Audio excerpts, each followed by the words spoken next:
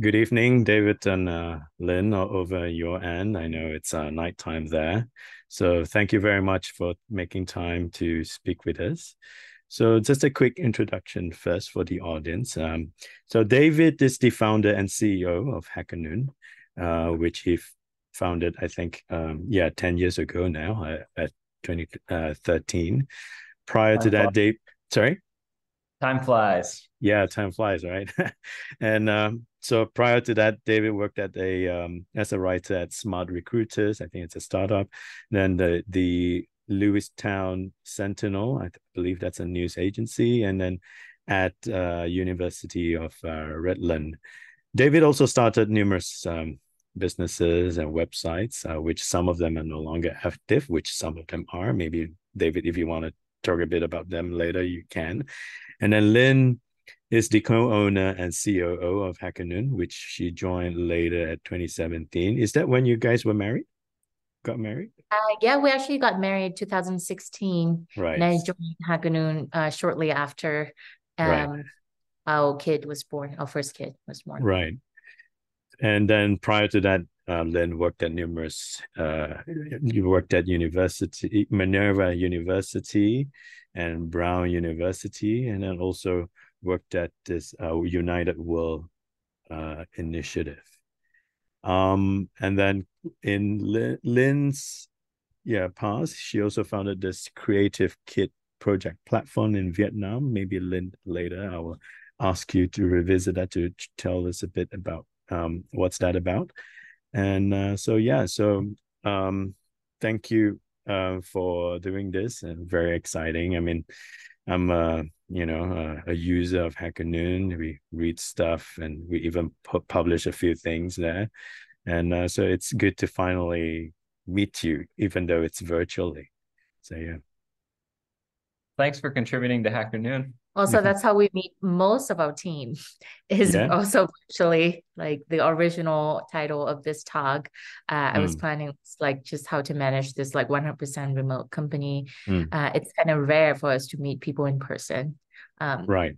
I guess we do, but the rest of the team don't. So why don't we begin by you sharing how did you two meet? I know I read somewhere you met at like some concert, right? But like in briefly, like you want to tell us the audience how you two met and how you got into deciding that, after marrying, it's a good idea to work together. A lot of couples married, but they don't necessarily work together. So what makes that, But a lot of people transition? work together and they don't marry as well. Yeah, yeah, exactly. So It goes both ways. yeah. I think we're just very quick, decisive people.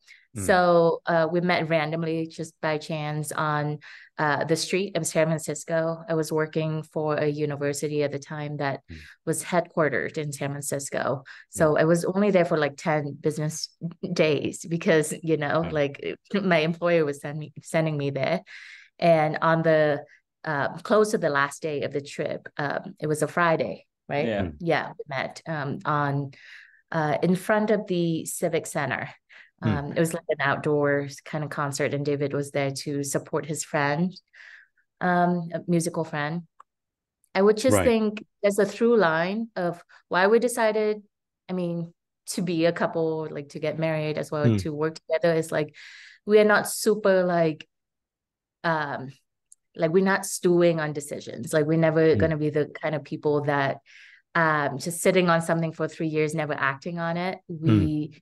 The kind of people that if we go to a restaurant, we look at the menu, pretty much like 30 seconds, we know what we want. Right. So I think that translates to the decision to just go for it, both relationship wise as well as working together wise. Right. And it just so happens that our skill sets complement each other Mm, and we needed like each other at the time. Like just moved to Colorado. I just had, just given birth like a couple months ago and mm. was ready to go back into the workforce. And David's like, well, I have this thing. I see. I see. Yeah. So it was more natural than it's like very methodical or like super strategic at the time. Right. And so so for David, you thought, having Lynn would be an extra, added value help for you. Oh yeah, she's more talented than me, has a much better resume. He happens to not be a man with a company, so Right. that was a difference. But it was a great recruiting pitch. All you have to do Right. is marry her, and she'll join the team. Just like that, easy peasy. So you got her, and then you let her go and recruit the other hundreds for you. So now, does it really translate from your decision making at the workplace? I mean, like, you're the CEO, she's the COO. So eventually at a company, you make the final decision. So and earlier, Lynn, you said, it's the same at the workplace and for home, but is it really? Or like, does David, first to David this question, or does she really I calls mean, the if shot you're a at good home? CEO, you're not making that many decisions. Like, you want to make the important ones, and you want to put your Right. foot down when it matters. And when there's it gets to me, hopefully, like, her ability means less problems come to me, less big Right. problems come to me. So it's that, I think, and I mean, the board is us too. So, yeah, it Right. is. I So don't. neither of us can fire the other. We don't have the majority. Right. Right. Yeah, so I mean, it's an equal partnership, but I think companies structurally, co-CEOs is like confusing. People don't get it. So it's like, to me, it's one job, and eventually it gets to the one person, and you have two people on the chief, you have two people on the board, and as far as all the team and problems are concerned, like, either one of us can handle it. And eventually, yeah, I may need to put my foot down, but it's usually, that's not a thing that happens often. I mean, I think if you look at our life, maybe I've made some of the bigger decisions, or was, the proponent for them, but overall, the amount of decisions we've made as a family and as a company, Link's made more of them. So in the aggregate, I think, yeah. I would say, I'll going back to the complementary skill set, it's also mindset. David is more of a creative mind, and a very abundance mentality mindset of like expansion and growth. Whereas I'm of a more practical, and not like opposite of abundance, but I'm definitely focusing on like what's in front of me and trying to focus on completing and executing what's needed the most. So yeah, it's like explore versus exploit. You can also think of it that way. If we sit in front of like a Netflix night, which we rarely have these days, just the two of us, but let's just imagine one night, just the two of us deciding on a Netflix movie, then I would tend to go to something that I already know and love, like The Office or whatever. And David would like present me with like 10 different new options. So I think that's kind of balance works out in both our relationship as well as the way we run the company. Like, I think you would probably agree with me on that, but like team members probably tend to go to me more for like day-to-day stuff. Like, oh, who do I go for this kind of things? Or, I have this event that I have to go to. Can you like take a quick look at my points in my presentation?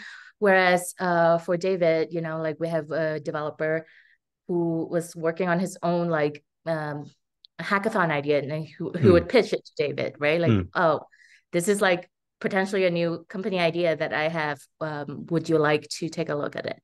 So I think people come to us for different reasons, and we make different pieces of our company puzzles move. Right. And is that also how you manage your relationship and at your household in this, like, I mean, because if you're so used to working with each other, I mean, that question, let me elaborate on that question. If you're so used to working with each other in that mode, when you're at home, are you also in that mode, with each other, when you're with your family, when you're with your children? I mean, it's not like a clean off on switch that suddenly, you step in the door and you're ready. But sometimes, you're in the activity. Like, if I have a big problem, but I'm going to take a break and hang out with the kids for 2 hours, I'm not going to talk about the big problem. And maybe it, so I think that's, if it's a small problem, it's actually easier to seep in because it's more casual conversation. Like, oh, I've been letting this problem sit in the back of my head, and suddenly we're sitting on the living room floor, and I say an idea to the problem that I hadn't talked about in 3 hours. Now, if I'm not married to the person, maybe I write that idea down, or maybe I keep it to myself, or maybe it disappears into the ether. So there are definitely like, we are intermingling at like a very, deep level across many, our life, our business, our careers, all of that, our most important people. I'll tell you this, it's a luxury to be able to solve a lot of things on the way to grocery store. Like, you won't be able to solve your fundraising problem or your recruiting problem, like those big ticket items, but you will be able to solve your administrative and your whatever that's going on with Slack, so that's a luxury. Like, so we don't have to like schedule a meeting, show up to a place, take 2 hours of commute or anything like that to solve a small thing. So I think that's a luxury. But also because we work together, we live together, we raise kids together, we also decide that we don't have to be in the same room together while we work. So actually David mostly uses the office space downtown, and I just stay at home in this room right here, working. So we have our own individual spaces for our creativity as well. So is there a fine line where you said, like, okay, maybe that's enough, like, can we stop talking about work for a moment and like, have some, couple me time or family time? Or like, I understand the luxury of time for you to always engage in talks. By the way, my co-founder is also my wife. So I'm in the same situation like you, but but she has a day job, and she's only helping out, during her free time and during the weekends. And even at times, with the limited time that she has with me, and, I'll be sharing ideas with her. And then sometimes it can be overwhelming because, she just come back from, from the university. All in, and she's only 1 foot in. That's right. That will create a little tension. I think that could be more tension than even, husband and wife teaming up. That's it's kind of its own tension of like, these ideas are going overboard, right. So I imagine you're carrying them with you a lot. There is a boundary, I would say. There has to be. I would say when it comes to our kids, when it comes to family meal times, and obviously whatever, we like stop work for the day and just start sleeping, like just be in like our own personal private space, things like that. Like, we talk about it very rarely, but we both understand that those are just off limits, like meal times, bedtime, kids time. Sometimes things might happen. So I saw one of your questions being like critical problems, like sometimes do happen, not at the time that you wish for. So we do have like occasional examples of that. Like, I think 2022 November was when like our site just suddenly went down, went off, like just the face of the earth, like just cannot be accessed. And, we finally tracked it down to a GoDaddy problem, all of that. I think I documented that well enough on the internet. You just go search Ling HackerNoon GoDaddy, you'll see like a pretty elaborate story. But yeah, it happened at like 7 p.m., like bang on in the middle of dinner time. Yeah, and we're like, basically one of us, we were alternating between kids and calling engineers in the middle of the night and calling 6 hours of customer support. Wow. Yeah. So I think one of us stays at the line at all time, and then the other one just takes care of the kids. And vice versa. So and also don't keep your domain with GoDaddy. Yeah. We moved on from GoDaddy. We're still with them.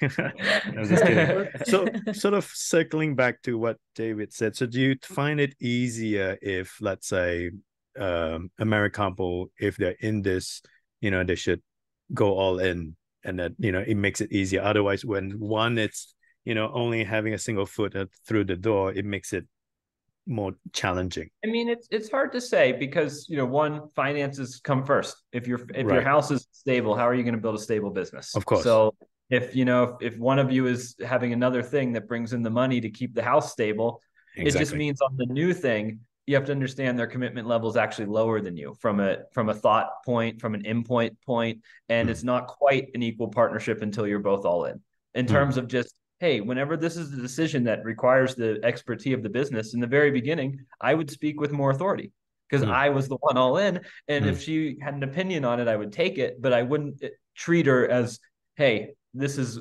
equal first, because I was the one working on it all the time and she was the one helping. And, now that that's been very different for many years, it's not like that anymore. Yeah. It's, I remember we were pitching investors back in 2018 or something, 2019, no, 18. And they've been like, we both were in the room together and they just like looked at David, talk. And then like about 30 minutes and like, they like glance at me and be like, what are you going to do? And I'm like, dude, I've been here for like this whole time, and that's your takeaway from it, is like I'm just some kind of bystander. So yeah, I took from that moment as like it's my personality too. I'm a very like either I'm in or I'm not in. Like I'm not like a half kind of person either. So at that moment, I kind of like make a mental note to myself that okay, maybe speak up a little bit more. Speak a bit more with authority, and just like discuss with David beforehand, like how we want to mutually present ourselves, individually, but also as a unit, because that's how we present most things to the world. Like the equal partnership part, I think that's the key point. That's how we parent. That's how we divide like house chores, like he cooks, I clean, he takes care of the boy, I take care of the girl, vice versa, like keeps, things like that. So at work, that's how we also divide the work. It doesn't have to be the same, but I think it has to be roughly understood between the two people that you and I are in this equal partnership together. Right. Now, I would like to touch on something more. I don't know whether it may appear a bit more tricky and sensitive to you two, but like to many, in the context of conflicts and like disagreements, in situations where you're totally in full disagreement, head on, you don't agree with the strategy, and and then if both of you are stubborn, you're championing that views and whatnot, and in that process, we're only humans, we get triggered emotionally, and let's say at work, you're triggered, as colleagues, and then let's say that lingered on because that issue had not yet been dealt with. So how do you deal with, and then you're going home together? All right. So then how that we're already home, there's no way to hide. Exactly. Then how do you, okay, if you're already home, then how do you not let that be carried on to the bed, for instance, or vice versa, or maybe over a weekend, you're cross at each other just on something, you're at your parents' place, your in-law said something, one of you is cross, you had a foul mood, then how then do you stop that from not being, dragged on into the office on Monday? How do you deal with this? Yeah, that's a really good question. I don't want to pretend to be like the best person at it. We're still working on it. That's basically the trickiest part about working with your spouse. But I think lucky for us, we're stubborn. Unlucky for us, we're also stubborn. So what I mean by that is the good thing about being stubborn is that you keep on keeping on despite the bad stuff. Despite all the evidence pointing to the contrary, like, entrepreneurship might not be a cakewalk. It might lead you to really, really some bad stuff. But for some reason, we're still here, 7 years in. So I think that's a good part of it. The bad part of it is sometimes we cannot find a mutual ground, for sure. Like it has happened, not way often, but I could think like on the top of my head, like a couple of times that we do need time away from the argument and also from each other.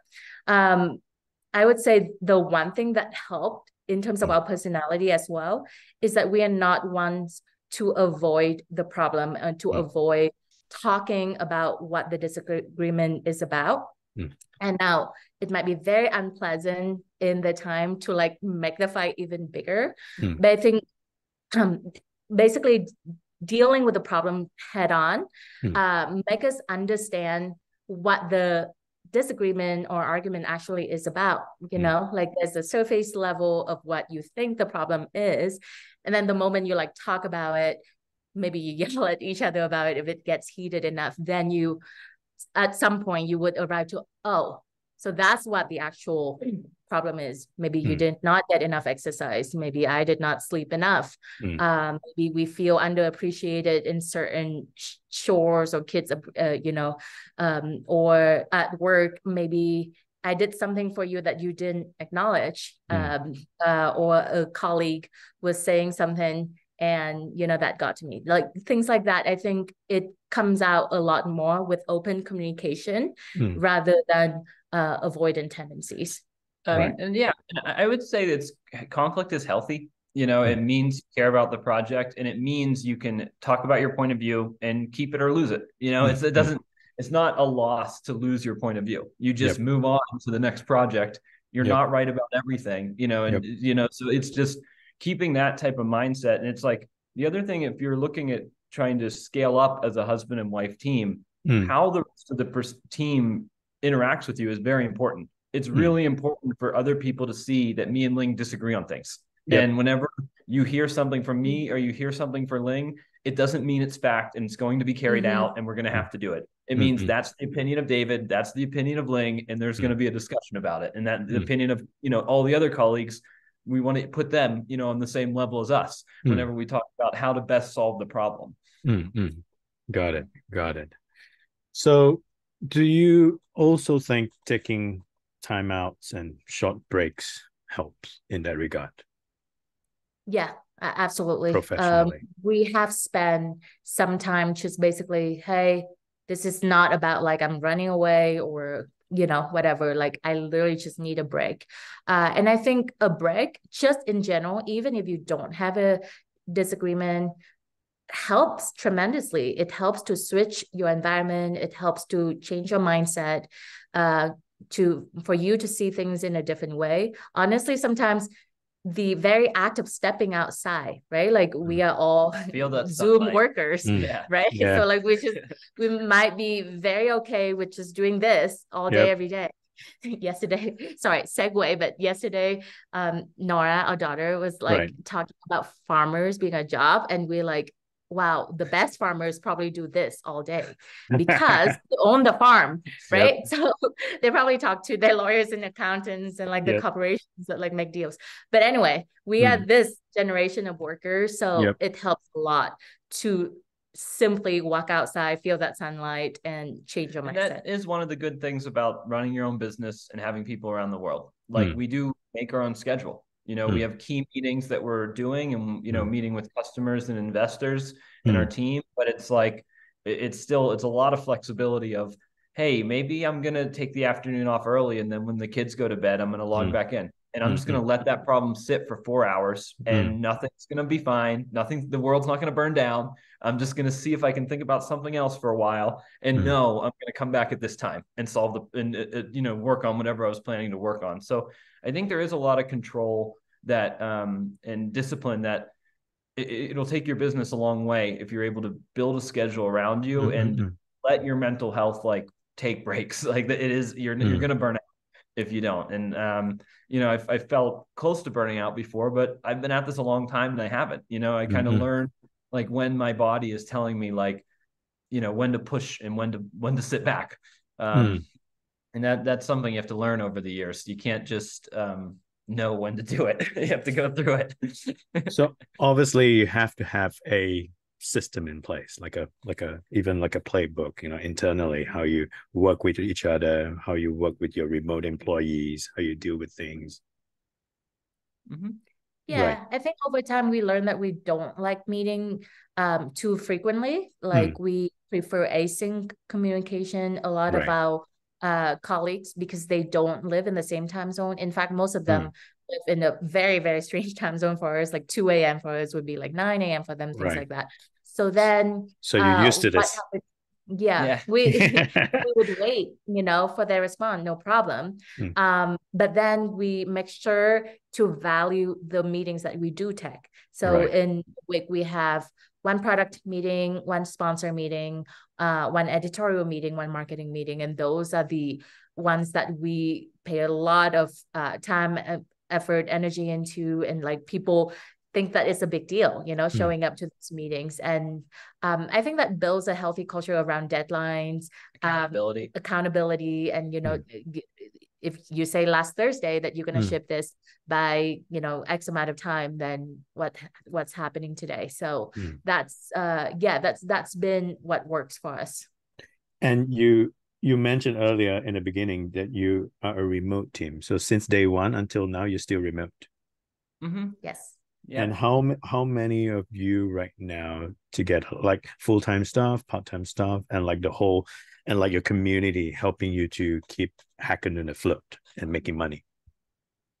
Yeah. So our ratio is quite funny between actual staff working at HackerNoon versus community members. So if you're talking about the HackerNoon community at large, we have 4 million, 3 million readers monthly. I mean, year to date is 100 million page views, which is calculated at the other day. Wow. So that's readers. We have a pretty large readership. For writers, we have 40,000 writers that have been published on HackerNoon, at least one story. The actual number of users with accounts are more than that, but we only count, like in this example, people who have stories on HackerNoon, the contributors to the site. And then as for the team, like I'll let David mention. We're about 17, 18 people, and everyone is their editorial, sales, or product. So I'm spending a lot of my time as a product manager working with software developers. But, when I started this business, it was a lot of editorial work and a lot of marketing work and trying to get people to contribute to the site and serve as their editor.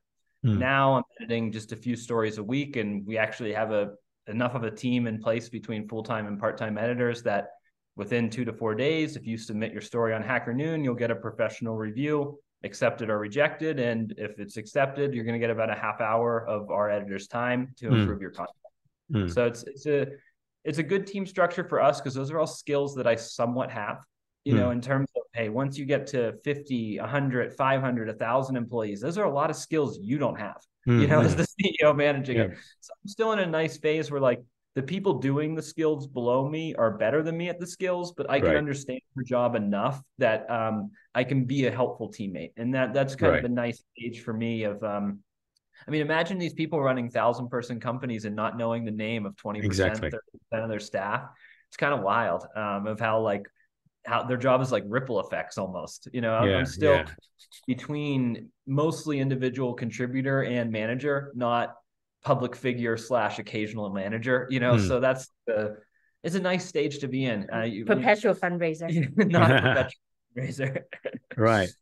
Well, so you're actually doing very good on many fronts here, like not only as a married couple, but remote, running this cash flow positive business remotely, and having such a big community and stuff all over the place.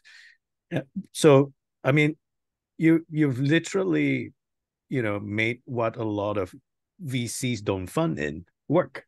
Yes. Right. So is that what? Don't love us. Yeah, exactly. So, but you've proven them VCs wrong. The only time they've bought HackerNoon shares is following on other people's terms. We've done equity crowdfunding where some participated, and we did strategic investment from technology companies.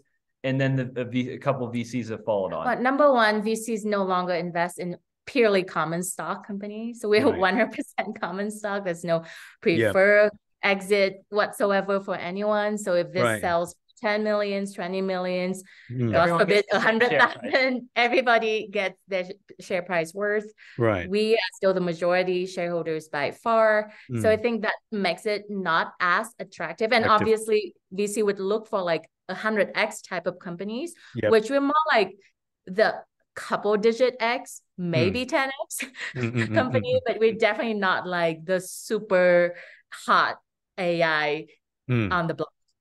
So but we're also not the 1,000 companies pretending to be the super hot AI company on the block.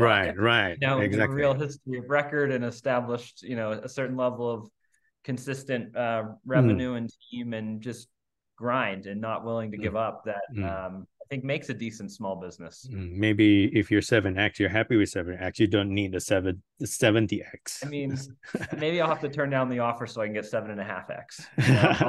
I'll keep getting a little more. Right.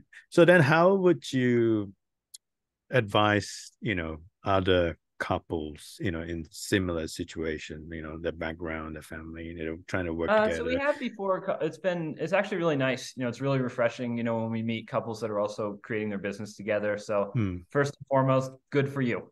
You're going after. In terms of understanding upping your risk profile, you are now more heavily risking your life and your career, together, which means your returns will be better if you do better together, which we have. But it means you're risking those things at a higher profile. So I would just be clear about understanding that, understanding your real runway and talking about, hey, if this doesn't hit this number, and what amount of time are we talking about shutting this business down? What amount of time are we talking about? What are we doing next? I think it's having those honest discussions up front about your timeline and your risk profile matter a lot. But we did it, but also we didn't. We haven't made it yet. Like, we're still trying to do it. Well, it depends on, your definition of success, right? I mean, some would say, like, to me, I thought, wow, you guys have, okay, maybe the first hurdle, you have a few more goals or milestone but at least you're ahead of many already. And I have a couple more just tactical, like super practical tips. Like, if you are a startup founder and you have made it through like the initial honeymoon period, like you feel like you're in some kind of grooves, don't cheap out on your accountants, don't cheap out on your lawyers, like keep track of your paperwork. Definitely there will be one person at least in your relationship, if this thing's going to work out, that cares more and is more capable of doing that kind of like quote unquote boring stuff. But it's so super important to set the foundation and the baseline right from the get-go, so that you don't have to clean up the mess down the line. So like we speak about it from experience, like, it's not like, oh, we've done it so perfect that now like we just like pointing fingers. It's more like we made so many mistakes along those lines that we're like, okay, let's nobody's gonna fault you for making that first mistake. It's the second one that you don't want to make. Yeah. So I would say, if I were to redo some of this, that would be like paperwork, administrative stuff, and just like really keeping your record straight. Right. So how would you advise, those young couples in their fundraising effort, especially when facing with VCs, and when VCs most would see this as a disadvantage rather than an advantage. So first of all, have thick skin, because you're going to get some questions that frankly are inappropriate. And to them, it's not inappropriate. It's their $1 million they're about to spend. So they may ask you a question that's too far, something that if someone did in the workplace, there would be an HR issue. But it's not in the workplace because they haven't invested yet and they're considering investing. So first and foremost, I'd say be ready for that. Just accept that there's going to be a certain level of, they're going to try and pry at your relationship in an inappropriate way because they feel they're risking their money on your relationship. Just don't take it personal during this process. Yeah. And at some level, I get it. And at another level, I'm like, do I really want you as a shareholder? Yeah. Where do you So it's, I mean, I would practice your pitch, obviously, talk to these people. I mean, we've never had a VC lead around. So we're not exactly the people that's convinced, those type of people to say, here's the price. Our first round was equity crowdfunding. We said, hey, here's a price of our business that I think a lot of people would want to buy a cut of, and anyone can buy a cut. And we just put the link atop our site, and that was 90% of the traffic to our equity crowdfunding campaign. So we were just saying, if you like reading the site, buy shares in the site. And that was, to us as people that are good at writing, good at marketing, good at storytelling, that was a platform that fit us better than go meet with this wealthy firm and convince them you're going to take them from very wealthy to very, very, very wealthy. That's not like a good room for us. That doesn't treat us well. So, it's where you take money from. It doesn't have to be VC. Ideally, it's your customers. That's where you really want the money to come from. Yeah. And then you can stand on your numbers. And if someone wants to buy a share of the business based on the numbers, that discussion's simpler. Yeah, we have been a lot more focused on profitability and just literally having the actual cash, you know, as opposed to raising on a promise. So I think that I wouldn't say that like, oh, we have figured out the magic formula, but I think we have been always a lot more cautious about diluting versus making money, you know, and I think the latter, it's just more longer lasting and showcasing of value that is tangible sooner. Have you come across couples in your, you know, like who are also founders, experience where the board or the investors are suggesting one of the other party to step out, you know, like, yeah. So basically, let's say if someone's, you know, want to make a follow-on investment, but one of the terms would be like, okay, I don't want your wife, no longer want your wife or your husband, you know, to take up this role and do that. We would probably say no. You know, that would probably end the discussion, and we'd be like, why would you want to cut out 50% of our top labor? Like that would be the response to that question. So I think I come up more of like the why, not like the, you know, do this or else, but more like why? Yeah, like why do this? Like it's slightly strange that you're putting all your eggs in one basket type of things. But like if we can come up with, you know, a decent answer, a decent pitch, then some people would say yes to it. I guess the other thing I would say couples should say in that moment is like, hey, I get you're risking $4 million in your whatever million fund, but I'm risking my whole life. So you think I'm not committed to this and you're more committed to me. That's not true. You know, I'm putting everything here and you're not. So like, I appreciate the money. Well, we're going to work for you. The terms are going to be good, but our risk profiles are very different. Like what you're, so that's what I would say if someone said that to me. Very good. Very good. Okay. I've got some question here. The first one here is what key takeaways or pearls of wisdom would you like to share with the audience about balancing work, personal life, and entrepreneurship as a married couple? Pearls of wisdom. Put a lot of pressure. Yeah, about balancing work, you know, personal life, and as a co-founder. Exercise enough. I think this one is for us, but it's also for like entrepreneurs in general. Yeah. Like that's one where it's just like, it's so easy to sacrifice on exercise. It just is. Tell me about it. Quick ones to go away. And it's like, it's going to add up. Your sleep's going to get worse. Your productivity per minute's going to get worse.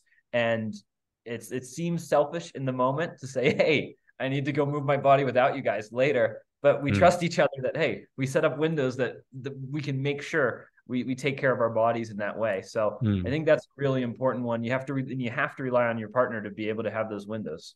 And as for me, I would say entrepreneurship has very high highs and very low lows. So, you know, just understanding that, let's say if you have a really terrible problem at work, and your business is facing some existential challenges. Well, is it really existential? Like you have to step out of that moment, of that mindset a little bit and understand that it might just be the cyclical nature of this up and down ride that is the startup's journey. So understanding that you're going to have your highs and lows oftentimes at the same times. So instead of, you know, you're coming home and you get the high, wife had your low, and vice versa, depending on your work, it's like, you know, when the bad stuff happens, it's happening to both of us. Amplifying both the joy and the, you know, the fact that you being very upset over something. But so I would just say, yeah, just ride it out. You know, understand that the bad stuff won't last forever, but also understand that the good stuff also won't last forever. So you don't get complacent. And, you know, being too cocky over something, you know, like let's say you just close this really attractive $10 million round or something.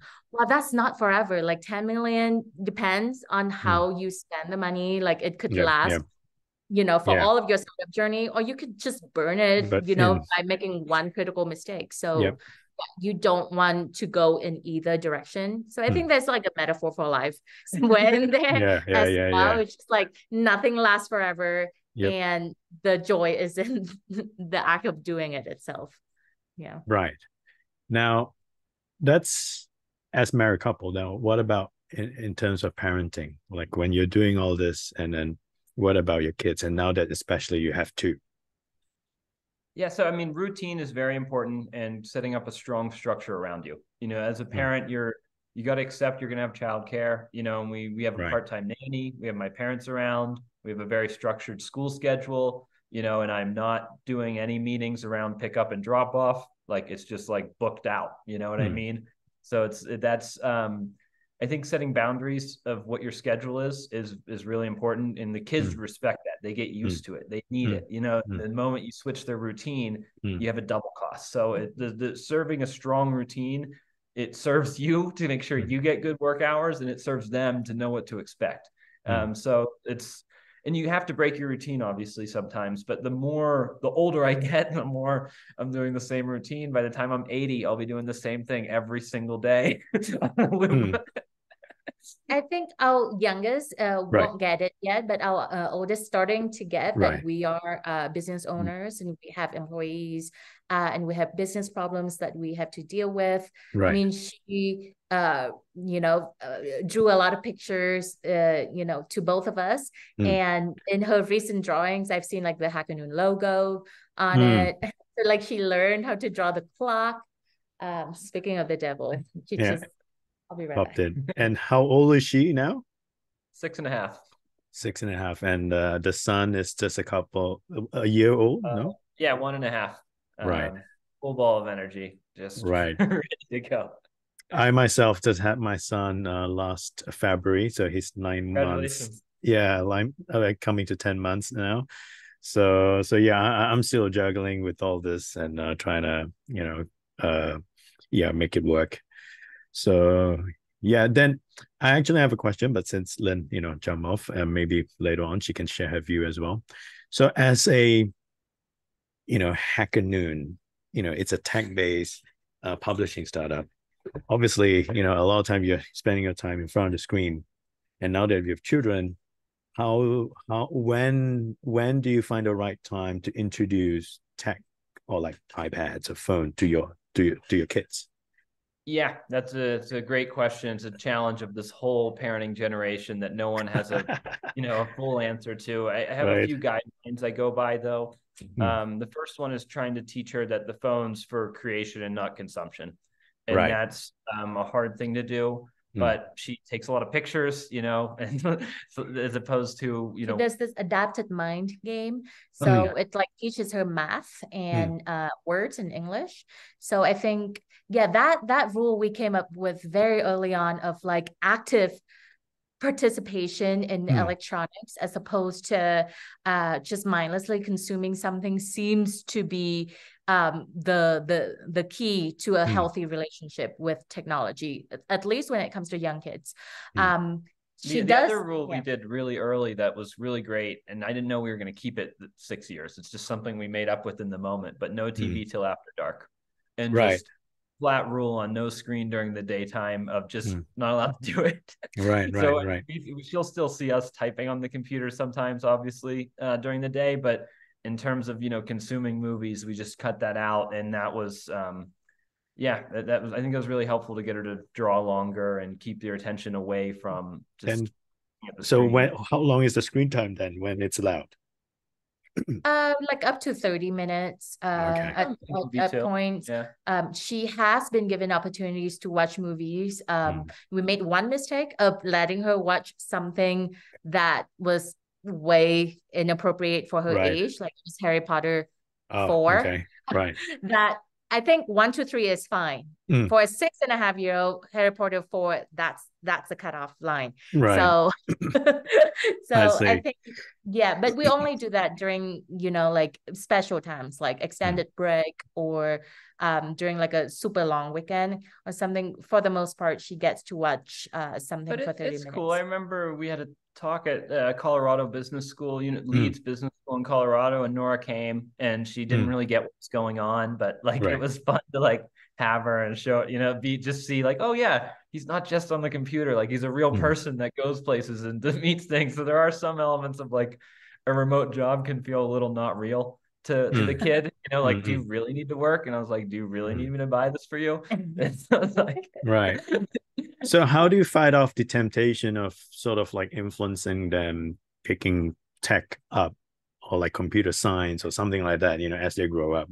I mean especially when you're a tech startup founder. Yeah, and she likes computer class a lot. So I think like there is this healthy like encouragement of doing that. Yeah, her current life aspirations are like, I'm already an artist, she said so, and I want to be an illustrator, and I want to be a mom. So those are her as of now, as 6.5-year-old. So take it with a grain of salt.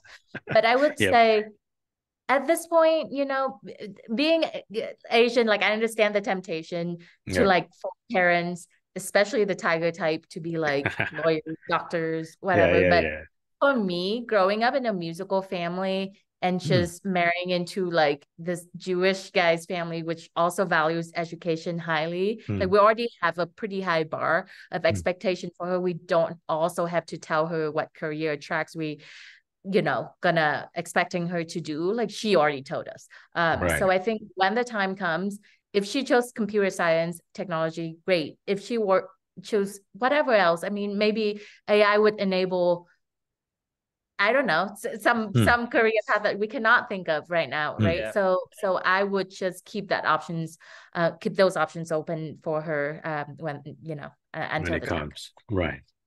Okay, I've got another question from the crowd, from the audience. How do you manage the logistics and operation of running a business with employees and partners based in like different time zones? The topic here is 10 time zones. So how do you get logistically so, everything? We have some people that have been willing to make sacrifices in terms of late night meetings. And that's sometimes people have left, because the meeting times at this schedule. If you're joining the editorial team and you can't attend the weekly editorial meeting, it is not going to work. And we can't move a whole meeting for one person. So sometimes there are, occasionally you can, but not often. It has to kind of stay within the routine. So there are, people in Asia will have like one late night meeting a week. And that's kind of a trade-off they make of their job, and they have 2 total meetings a week. So it's a pretty good trade-off, but someone has to be willing to make that. And they have to be I think we've realized like we really gravitate towards doers and individual contributors, and like we want you to put your head down and get after it. Like we don't want to go back and forth with you a bunch, so that's I think structuring the meetings that way has helped attract that type of person and make that the type of person that stays versus the type of person that goes. Got it. And a lot of bank calls for wires. So international wire transfers. Get a good bank that gives you free or cheap wires. We have a good deal with our local banks where we make 20 wires internationally a month at $0 fee. So over the past like 7 years, we saved quite a good bit on wire transfer fees. So that's a very practical advice, is like you actually can negotiate with your bank. If you have a good enough pitch or relationship with them. I would just say, don't expect your colleagues, like I think I mentioned it earlier, to respond in real time when they live in a different time zone. It sounds obvious, but at the flip side of the coin, it would be to communicate as clearly as possible by providing context, by linking to what you refer to, by tagging people at the appropriate channel. Every new hire, there's always a point in the early days where I'm just like, you have to provide more context. I'm the one coming, like if you mentioned it and it's available somewhere in one of our Notions or Googles or whatever, and you didn't link to it, that's wrong. You don't respect your colleagues enough. When you saving your colleagues that little extra moment of finding the document, that is such a great courtesy that like just gets forgotten. And you can see it very early when someone joins an environment if they do it or not. And it's just, it seems small, but it's if you want to save your teammates a moment, you can, like, just make one less step so they can get into it. You know what? Side note, I love the ways you send your emails where you like bullet stuff, italic stuff. Formatting is highly important when it comes to remote communication. Exactly. Yep. You know, you can take away like nugget of information simply by the way you present them. So that's just like a simple thing that, you know, for somebody who values it, think is a no-brainer. But for somebody who like steps into this new remote world, just think, whoa, so you have to do that. Yep. Linking instead of like this huge random characters thing, hyperlinking. Yeah, you know, so people don't have to like read irrelevant characters and information, like random, you know, very, very small, simple things like that. But like working remotely, tones don't get transferred. Like that's tone, you don't hear. So like the moment that you how much emoji is acceptable then when tones and as many as possible. Right. Yeah, that's why I love your newsletters. All the gifs, all the crazy gifs, you know. Yeah, we are very encouraging of casual and sometimes even slightly inappropriate you would call it new agey type of communications, you know, online, like all the gifts and all the emojis and some of the slangs. I think that kind of things like actually do have a science to them. They break the tension and they make people feel like they can let the guard down a little bit more. And, you know, you're not coming from like this high horse of yours with all of your wisdom to offer the world, right? Like you are just person of the internet as well, which it should be, because we want to invite people who are not professional writers to write on our platform. That's like our main goal of HackerNoon, to have as many people from different technology industries as possible to contribute. So really, the moment you say it has to be academically proven, it has to be capitalized in like a certain way, you cannot use "and" at the beginning of a sentence, like that's where you lose a lot of your actual negative gems. Right. So with your current structure, is your organizational structure flat, or like do you organize yourself in terms of like cells, like kind of little group where at different time zone there's always somebody to sort of like a go-to person, you know, when you're not available? Yeah. So no hierarchy that is way too structured, except that me and David, people know that are the decision makers. But they are absolutely staggered time zones, like staggered workers and different times. And that's actually works to our advantage that we have a remote team, which means at mostly 24/7, we can have somebody doing the editing, looking at the queue. 24/7, we have someone to take meetings with potential leads, potential sponsors, and 24/7, we have developers looking at, you know, potential tech support issues, or just like developing new products. Not perfect, but yeah, I think it works to our advantage that we have Asia, then Europe, America, then also Africa. Like, you know, like imagine if this remote team is based 100% in America, then basically like 2 hours from now until like 10 hours from now, like nobody would be answering anything. And that's not how the internet works. Like some important news might be breaking as we sleep. So we actually do enjoy the fact that we have people in Asia, you know, doing the work. So obviously you will have a very big knowledge base, like a huge Notion kind of thing that everybody's connected. So if you need this, click this, read this, you know, all this kind of playbooks up available for everybody anywhere to access at any time to get information and answers. Yeah, I mean, and with editing, we even put a site together with our CMS. It's at editingprotocol.com, and it's just what our editing protocol is, and it's the base, like the first 20 rules of how editors are editing stories. And so it's kind of like once the internal documentation gets good, a lot of times we like to publish it and just put it out and see how someone else could, use our system for editing stories, or how artificial intelligence can learn from our documentation and make a protocol. So I think our documentation is pretty good. And we've definitely erred on the side of like, we hire for better writing. If you're a better written communicator, maybe you haven't sold much before, but if you're a good written communicator, I can teach you how to sell what we sell. Yeah. You know, so I can't teach you how to be a good writer. That like, line is actually in our career speed. Like Right. one of the almost like prerequisites of our hires is like you have to be able to write well, communicate well. Okay. You mentioned AI there, David, and I know you're sort of an AI enthusiast yourself because I see your post and what you're interested in.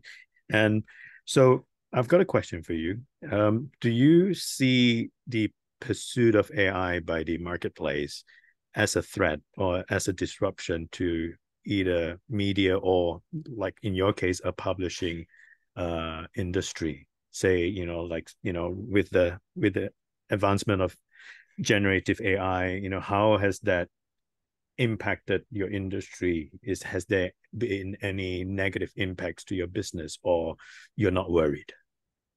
I'm a little worried. Yeah. Artificial intelligence is taken such a leap in the last year to 2 years. So that's certainly, I'm more excited than worried. It is a massively disruptive technology, and it hits on a very simple input output level that other disruptive technologies is harder to show to anybody. It's just easier to say prompt creation. So that stuff is very flashy and it's impressive. Mostly, I mean, it's been positive for us in terms of content. People writing about it has been very interesting, and I want to read about it. So I like that more people are submitting AI stories on HackerNoon. And we've been putting it into our process. Like some jobs in editorial and editing can be done, by AI. Like right now, when an editor opens a story, an AI has already read it and it's checked it for plagiarism. It's checked it for AI writing. It's given a score on both. And it suggests 5 headlines based on the content of the story and the HackerNoon library of what will do well. So we have a good, like, we're trying to really just push it as the editor's assistant.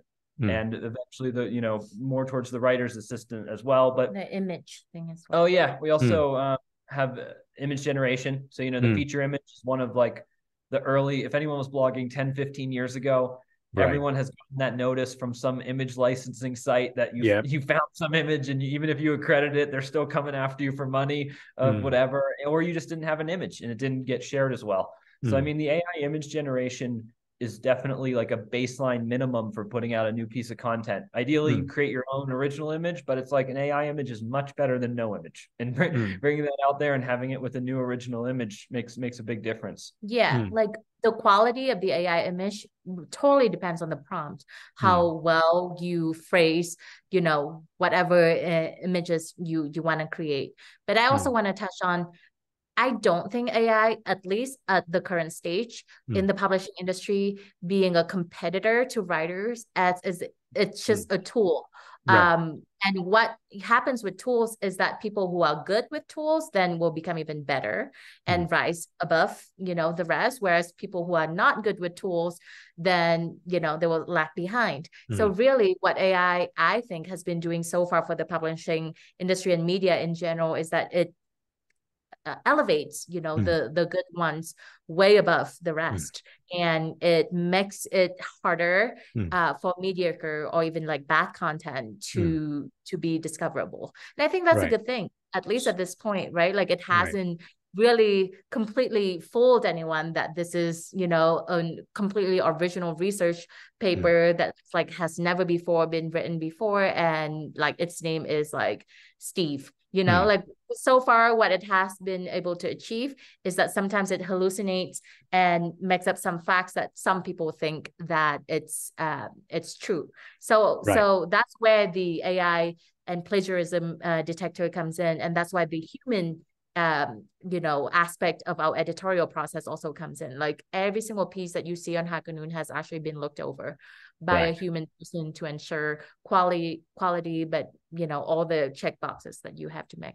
Well, the other argument is, for other language AI startups, where we ourselves, we're also doing our own R&D in this area, applying it in our business intelligence tool. But like you may have other language text AI scraping your site for content and training it and monetizing it. So based on your writers' work, how do you then deal with IP then, like, in that regard? I mean, so on our site, writers own the content and they give us a non-exclusive license to it. And we have paywalls. And I mean, we're not encouraging AI bots to come to our site and scrape it and upload it, but let's be honest, OpenAI and everyone else has already scraped the whole internet. If it's a public URL, it's been scraped and it's part of someone's training. And it's a madness, I think what's going to play out here in the courts between Sarah Silverman's and her group of celebrities, going after AI creation is going to create some precedent in the United States about how this IP starts to work. I mean, I read a book in the 5th grade. Do I have to pay George Orwell? Did he shape my vision like that? So it's very delicate. And ideally, I think somewhere along these lines, there's going to be a cost to train.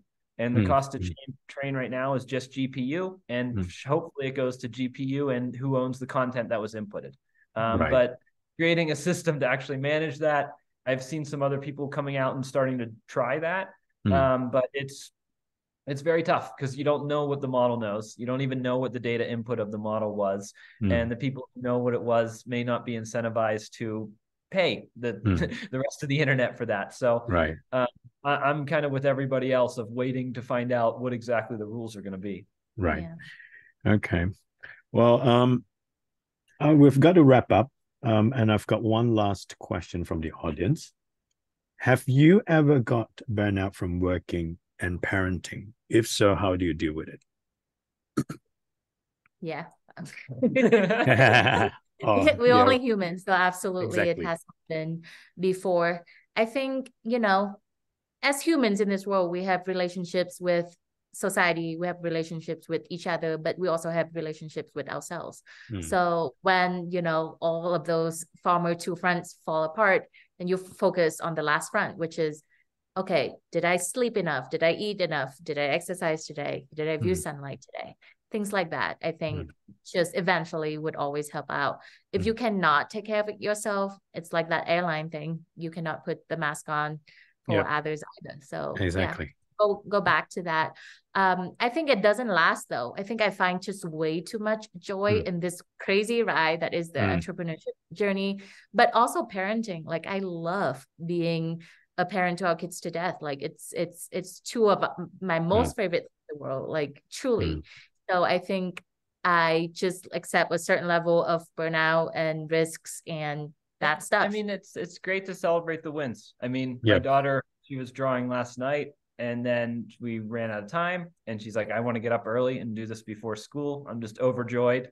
Got her up at 6 a.m. Said but one now thing. She's sick from like lack of sleep. She went for it. All right, we gotta go. All right. Okay. All right. Thank you very much for your time, and we appreciate it that you've taken your time off, to do this. And thank you very much, David and Lynn, for sharing your stories and wisdom and advice, practical tips and advice. Yeah, we're really, really grateful for that, even for myself. Yeah. So thank you very much, and we'll speak again soon next time in the future. Thanks for having us. Enjoy the rest of the day. Bye. No worries. Thank you. Bye-bye.